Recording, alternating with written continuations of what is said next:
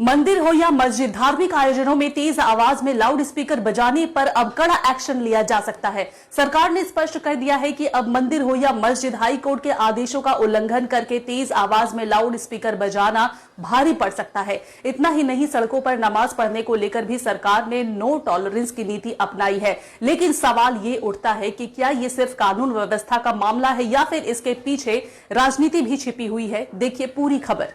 अब न मंदिर में तेज आवाज, न मस्जिद में लाउड साउंड।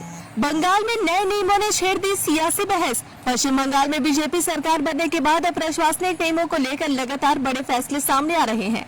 ताजा मामला धार्मिक स्थलों और आयोजनों में लाउड स्पीकर के इस्तेमाल को लेकर है।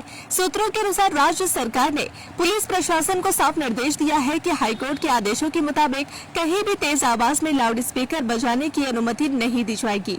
सरकार का कहना है कि यह नियम सिर्फ मस्जिदों पर नहीं बल्कि मंदिर, मस्जिद और हर तरह के धार्मिक कार्यक्रमों पर समान रूप से लागू होगा।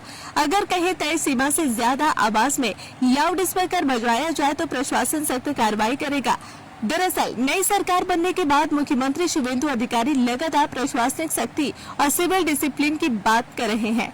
भ्रष्टाचार के खिलाफ जीरो टॉलरेंस नीति से लेकर हेलमेट नियम और सड़क पर नमाज जैसे मुद्दों पर सरकार का कड़ा रुख पहले ही चर्चा में है। इसी बीच बीजेपी विधायक अर्जुन सिंह के बयान ने इस बहस को और गर्म कर दिया। एक इंटरव्यू में अर्जुन सिंह ने कहा कि सड़क पर नमाज पढ़ने की अनुमति नहीं दी जाएगी और धार्मिक गतिविधियां धार्मिक स्थलों के अंदर ही होनी चाहिए। उन्होंने दावा किया कि सरकार अदालत के निर्देशों और आम जनता की सुविधा को ध्यान में रखकर ये फैसले ले रही है।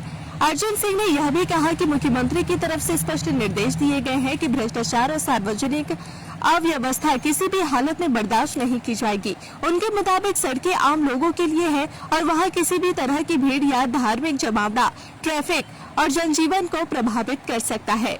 हालांकि विपक्ष और राजनीतिक विश्लेषकों का एक हिस्सा इस पूरे मामले को सिर्फ प्रशासनिक फैसला नहीं मान रहा। सवाल उठाए जा रहे हैं कि क्या सरकार कानून व्यवस्था के नाम पर धार्मिक और राजनीतिक संदेश देने की कोशिश कर रही है।